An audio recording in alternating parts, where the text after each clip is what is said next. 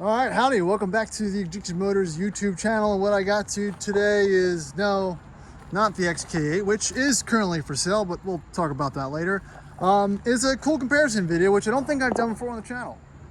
So we're gonna compare, well, my two, let's say mid-2000s era Land Rovers, and see which one is potentially right for you, but which one I prefer. And I still haven't really made up my mind yet, so we'll see where this really breaks down. All right, so this is, again, gonna be pretty much a comparison video between the L322 Range Rover, full-size body style that's made between 2003 and, well, I'm gonna run it up to 2009. I'm not gonna use the 5-liter as an example because this is not a BMW engine. This is not a Jag 4.4. This is a supercharged 4.2.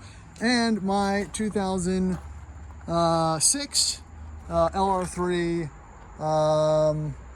finished in green, slightly modified. But again, I think both of these are in the exact spec and the exact form that I like. So let's run through kind of a comparison through a couple different formats to figure out which one might be right for you if you're looking to either pick one, or if you're a fanboy of one or the other. Let me know in the comments, but let's kick the video off. All right, so like I said, these are both my two cheap Land Rovers. That's kind of what the comparison here, and that's why it makes this comparison easy or more relevant, because they're both in about the same price bracket. Both of these trucks can be found for under 10 grand if you're looking for a good one. So we're gonna start off by comparing them by looks, space, usability, powertrain, and overall value. Is this something you can buy and resell and not lose your ass on? I mean, that's gonna be on a truck by truck comparison, but we'll start off using those two or those few factors there. So, and again, one more thing to note, both of these were very cheap. Both of these are mostly maintained by self, and both of these are very high mileage. The LR3 had 160,000 miles when I bought it. Now it's 172, so I put 12,000 miles on it. And the L322 supercharged, actually that was also 160,000 miles. And I've already put almost 17 or 2,000 miles on it so far. So that's the baseline we're gonna start the video. First category, like I said, both these trucks are mine. Let's talk about looks. Now, I personally chose both these trucks due to availability, price. I thought they were good value. Again, I'm not gonna get into that. The truck you pick is gonna be buy the best one you can find with the least amount of owners, with the most amount of service history, the least amount of rust. Drive it first, don't buy it sight unseen, all the obvious used car stuff. But let's get into what we have here. So the first is the looks of the L322 Range Rover. Now, I think it's probably one of the best looking modern Range Rovers that there will be. The 405s and the new ones, they definitely shy away from the original architecture of the Range Rover Classics, but these are very much recognizable as a Range Rover. They've got a great presence, they've got a great shape. They pretty much check all the boxes there. Now, do I love the headlights in the semi-facelift one? Again, it went from the BMW motored one, had glass lights. It was a 2-piece, then a 1-piece, and then a more modular with the 09 and up 5 liters. So again, they fade, they're not the greatest, but overall from a looks perspective, I think it does pretty well. Let's do a quick walk around as well. So again, if you are new to the Range Rover, and again, I've got the air suspension up because we're out here flexing. It's again, classic lines, great looks. You know, big but not too big. It's not a huge vehicle. We'll get into size and whatnot later, but I think it's very classy. People don't really realize it's an older model. They see it and they just think Range Rover. I didn't buy these obviously for any type of social status. I just think they're fun and interesting, and they're interesting to drive as well. So this is mine, again, 160-some thousand miles, one owner truck. It has some dents and dings. Black is not my favorite color, with the ivory interior also not my favorite color, but you know, beggars can't be choosers, and I think it's pretty good. So I would put this one pretty high in the looks department. Again, a few minor things I don't like as much. I do like the newer body style where they integrate the fogs into the lower part of the bumper valance, makes it look much more modern. Kind of same with the grille and whatnot. I could also, you know, prefer maybe a slightly smaller size wheel rim size, but again, I think the 20s actually kind of suit the truck, and it makes it drive very great. The drivability really, you know, goes down once you fit the smaller wheels on. All right, my LR3. This was a big one when it came out. I think it came out for the 2005-ish model year, maybe a little bit before that in other countries, but it was the predecessor to the LR, or the Discovery 2 in the United States. Named it the LR3 because the Discovery 2 had put a bad taste in its mouth. So again, this is mine. It's finished, and I've said the name color green a million times. I can't remember what it is. It's a 2006 model, so it doesn't have the body match fender flares or cladding. It's a very handsome truck. Clear-ish headlights, boxy, bold, high roof line. Again, I've got it finished with the larger tires and the smaller 18-inch Lucky 8 wheels, so it makes it look pretty tough and tall. Let me see what else. Again, this one's got the rear light guards. I've got the roof rack on it and the trailer hitch. Again, super, it's really hard to compare the looks because I've got them dialed into where I want them. You know, there is some 2005 base models or whatnot with the weird smaller wheels that make it look not so great. So I would really, again, this is form over function, and this is kind of, this is function over form, and this is right below that. So again, it's a really hard category to judge. I think they're both really good looking, attractive trucks, but I'd kind of have to give the looks over the long term to the L322 just because it's a little more recognizable. You know, everyone likes and prefers an LR3 until you look at an L322, and that's really the best way I can sum it up. All right, space. Let's use a couple different categories here. We're going to use driver comfort, passenger comfort, rear cargo, and just kind of overall capacity and ergonomics. So let's start with the LR3 first. All right, interior LR3. Again, driving position, you sit up higher. Good spot. I don't have the same knee room as I might in other vehicles, hint, hint. I'm 6'1". It is perfect for everybody, but it feels a little bit cramped. And I'll get into more of that later. But as far as, let me switch the camera. As far as the ergonomics and the functionality and layout of an LR3, I think it is very, very well laid out and usable. Again, 2 cup holders here, cup holder there, cup holder there. Plenty of storage space. Again, it's you know, rubber mats, you know, there's nothing really to worry about. Again, storage space, hard plastics, throw your phone up here, throw all your stuff around. It's not going to hurt anything. You know, it's user friendly, it can get dirty, it's cleanable. It's good. It's not the most up class, but you can definitely see where they're going. Right, back seat. Now I've got it prepped for Frank. Again, 6'1". I can sit behind myself very comfortably, plenty of headroom, fine amount of leg room. There's no center console drop down because of the 3rd row, but again, 4 full-size adults can sit in here absolutely fine. So that's it's way more than that. All right, on to the boot. Now, if you can't already tell, I've got this loaded for bear for going to the cabin. Plenty of space, huge back, squared off, tall access for fitting large items. And obviously all the seats fold down, makes this thing pretty much like an off-road van, which is great.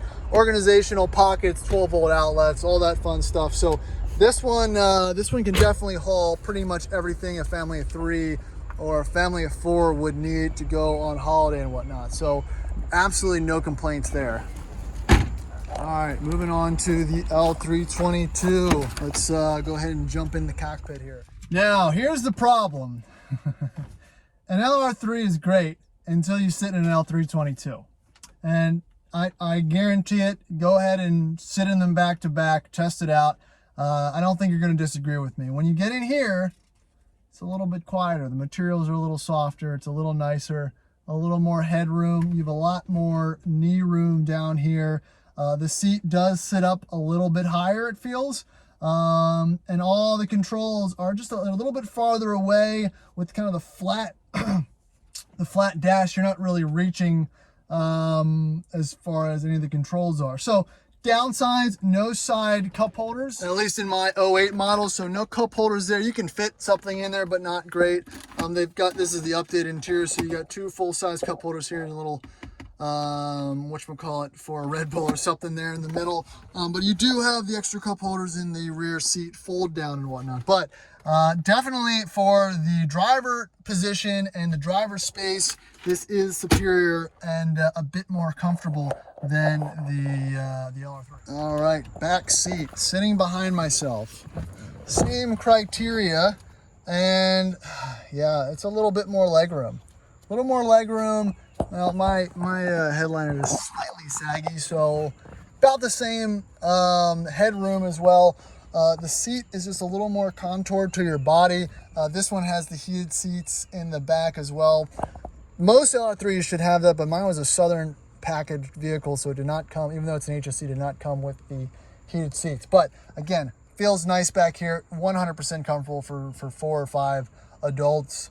And yeah, just a little bit more space for the rear passengers than the LR3. Again, I'm using my seating position for reference. All right, well, here's where the differences really become apparent, and it is the rear cargo room for the L322. Now, again, visually, it does look very spacious, but the angle of the the D pillar here really cuts into that kind of squared off deepness of the cargo space. And I'm not the one talking about cargo space, but I'm moving a lot of things, parts, pieces, stuff to the cabin a lot, so it does matter. And they also, the angle of these back seats, again, for comfort, they're kind of angled backwards, which really makes like a triangle for your squared off objects and whatnot that you need to put in the back. Again, it's great, but if you're doing a lot of traveling and you're going to need to put more things, maybe you got a family, maybe you have more squared off items, it definitely falls short. This definitely, again, come from an American perspective, this might be more than enough for someone in Europe, but when we travel kind of heavy. You can fit a cooler and a suitcase and a couple other things, and that's really it. It's really not that large. But again, I'll go into that kind of mentality behind the use of this vehicle in a little bit. All right, so my next metric is going to be usability, and this is where they both parallel in a few classes and they're very different in some others. And again, it just really depends what you're going to use the vehicle for. The LR3, to me, it's an appliance. I've got it outfitted for long distance and off-road type travel. It's used primarily as a run to the cabin truck, beefy tires, small rims, lots of cargo space, slow, not so great on gas. But again, I've got the rooftop container up there for the chainsaws and the heavy equipment that I use for cutting and trimming and whatnot. So again, it's extremely usable. I use it pretty much as an off-road van. I don't really use it around town. I can get it dirty, throw the dogs in there, not really care about it, but still have it kind of look good and, you know, represent, you know, the kind of theme of Land Rover type, you know, off-road trucks that I've got going on here. So again, extremely useful. I mean, it's awesome off-road. You're not going to stop it. So it checks absolutely all of those boxes. But for an everyday car to drive, I don't know. It doesn't really do it for me. It can, but that's just not the purpose why I would buy one. Again, I see that as primarily an appliance. It's not the most, it's very functional, but I wouldn't make that your primary car due to, one, it's an old Land Rover, which is fine, but two, the gas mileage and just the general wear and tear that you feel in all the components, especially at a higher mileage. You know, you just feel everything moving all the time. So it's extremely functional. It's a great second, third car. You can make it a first car, but I obviously outfit it with stock tires and just change the configuration. Mine's lifted, a little bit different. So as far as the functionality standpoint goes, extremely functional, but I would buy one with a purpose.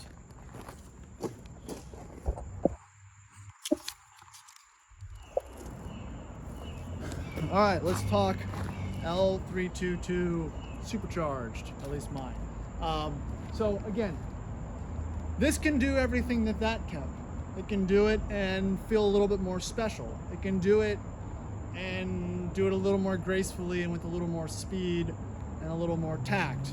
But I see that as more of a personal luxury SUV. I don't ever have anybody in the back seat. I'm usually the only one driving it. It's basically a lifted off-road Jag in that sense, which, you know, kind of like a two-door classic, kind of functions as the same.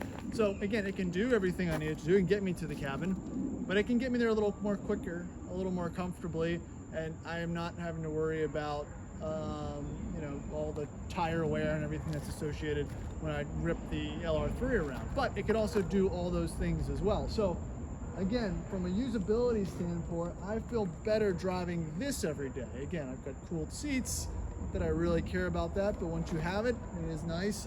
You know, again, a little more comfortable driving position. It's a little quieter, it's a little faster, it gets a little better gas mileage. So it makes this a bit more usable for me. And if I ever wanted to swap out the rolls, downgrade the brakes, put the big wheels and tires from that onto here, you know, vice versa. So, you know, from a usability standpoint, it can do everything that I need it to do, but a little bit different. So again, just depends on what you're really looking for in a truck. All right, the next comparison point, powertrain. Let's talk the options that were available in the US. So for this model year, let's just say between 2005 and 2009, you had the Jag 4.4, made it to a ZF 6-speed in the LR3, and they also had like a 4-liter Ford, I don't even know, it's the same motor they had in Explorer. I've never even driven one, don't want to, not interested. The L322 had that exact same powertrain in the normally aspirated models, 4.4 ZF 6-speed, and the only change was the Jag 4.2, 400 horsepower, supercharged V8 as well. So that's what this one has. So 4.4 in the LR3 with a slight lift on the highway, getting out of its own way in traffic on air suspension. It's a little rough. It's a little slow. 300 horsepower. Doesn't really do much. It's fine. It cruises at a perfect RPM on the highway. It's not confidence inspiring for the most part when it's laden down. You got 4 people in the truck. You can definitely feel it on the highway and in buffeting wind streams and whatnot. So that's kind of a bummer. Again, it's fine until you drive something, a 5-liter or something with a little bit more power. It's perfect off-road around town, but you know, for normal living with every day, I think it's a little lethargic. The 4.2, on the other hand, is quick. It's fine. Basically what the 4.2 does is give the truck adequate power. It makes it feel adequate and safe and a little more confidence inspiring on the highway when you need to pass somebody. You want to pass someone with, you know, slight anger or slight, you know, velocity, let's say. Although you want to pass them with a little bit of velocity, which matches the presence of the car. Spool up the supercharger, let it go. It's not going to knock your socks off, but it'll get there pretty good. So, you know, best case scenario would be great. Again, 4.2, supercharged, someone wants to do the swap, figure it out. That'd be the move. But this is definitely makes it feel a little bit more modern and adequate for daily driving.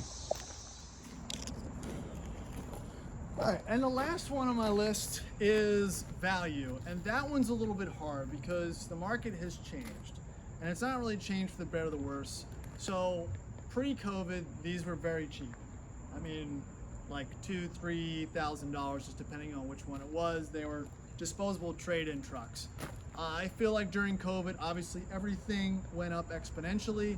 These became favorable for, you know, about a year and a half as far as pricing is concerned, which again, like everything else, you know, the nice ones went up, the other ones went up a little bit, but the nice ones went up much more. So to value each one is a little bit harder. I feel like LR3s kind of started the trend because they were farther down on the food chain, and they have gone up, I would say, about 50% potentially of what they were worth. But as far as comparison, the L322, I believe, with the popularity of the Range Rover Classic increasing as well, has kind of almost doubled, whereas this would have been a $3,000 or $4,000 truck could be an $8,000 to $10,000 truck, just depending on the, again, mileage, number of owners, condition, maintenance history, all of that. So as far as which one will be more valuable in the long term, well, unmodified stock trucks are always worth a little bit more. Again, two different markets if I were to market each of these separately, but I think in the long term, a nice L322 will definitely bring more money at auction or a private sale. So that's just something to kind of think about. Again, just depending on what your use is going to be. The aftermarket for L322s is not that good right now. LR3s, you get ARB bumpers, you get all types of lifts and armor and whatnot. It's still very limited. I believe they got an Lucky 8 or someone makes an ARB style bumper for an L322 now, but there's still not a lot of undercladding or great slider protection. So really just depends on what you're going to do with it. So I'd have to give that overall to the L322 for probably long-term value. Not by much, but if you're going to compare apples to oranges. All right, and that brings me to the conclusion of this video of which one should you buy. Just buy a Jag. No, I'm not going to do that. So again, it's not really up to me. It's really up to, what you're looking for. So once you've gotten past that, people give these trucks a bad rap, and they do deserve it for the most part, just due to the previous owners and how things have been maintained or whatnot. So my first thing would say is don't buy one for a daily driver. Buy one as a second or third car. They're fun, they're cheap, they're interesting projects, but it's not, this shouldn't be your finisher car. They are good complementary vehicles to whatever else you have going on.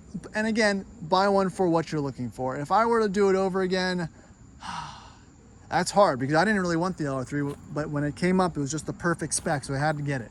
I do kind of wish that I went a little bit more towards the L322 path, but at the same time, I'll be pretty bummed if I put these tires on, it doesn't handle, drive, steer as well as it does now in stock form. So I'm kind of at a loss there. Which one do I drive more? The L322. Which one's more useful at the moment? This one. So I don't really think I can give a probable 100% conclusion, but if I had to keep one forever, I think I'd have to go with the L322. Maybe not this one, maybe one in a more interesting color with a better interior.